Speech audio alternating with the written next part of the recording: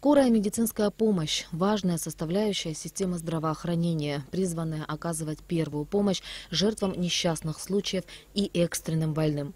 В этом случае главное – это обеспечение транспортом с необходимым для спасения жизни оборудованием.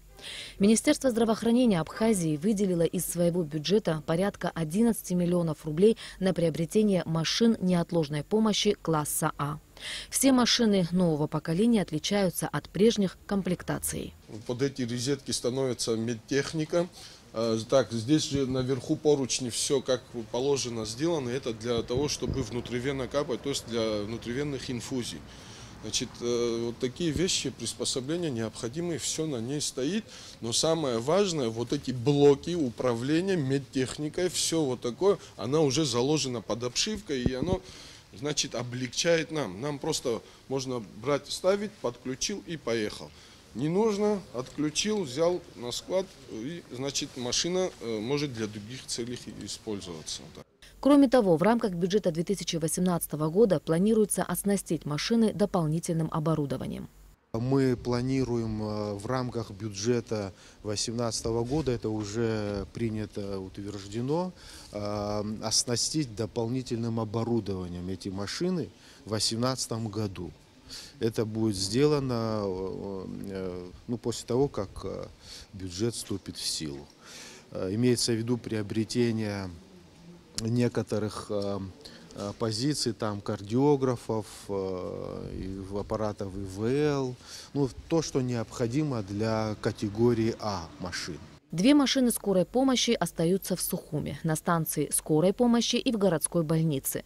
Все районы Абхазии получили по 1 автомобилю. Благодарность сегодня Министерству здравоохранения, правительству за такой подарок. Скорая помощь – это вообще важная часть подразделения здравоохранения любого района, любого города. И транспорт, к сожалению, у нас быстро изнашивается, потому что вы знаете, что у нас дороги желают быть лучше, особенно в селах. Мы же сельский район, в основном обслуживаем села. И транспорт быстро выходит из строя. И сегодня новая машина – это большая подмога для нас. Для нас, для наших больных в первую очередь. И мы на самом деле очень рады. Получаем вообще желание наше хотя бы раз в 5 лет обновлять парк наших автомобилей. Я понимаю, что это экономически тяжело, но тем не менее это необходимо для нас. Как нам сообщил Томас Цахнакия, Министерством здравоохранения в 2019 году запланировано создание единой республиканской службы скорой и неотложной помощи. В следующем году это в рамках нашей программы развития здравоохранения подготовку нормативно-правовой базы по созданию единой централизованной службы скорой и неотложной помощи. Имеется в виду республиканской. Это, конечно, позволит намного эффективнее и качественнее оказывать неотложную помощь в целом по республике, на местах.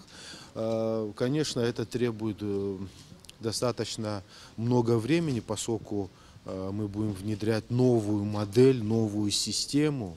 Но, тем не менее, надеемся, что в 2019 году эта служба будет организована. Получив номера и ключи от спецмашин, главврачи районных медучреждений на новых автомобилях отправились в пункты назначения. Ирина Аршба, Алексей Агухава, Абхазское телевидение.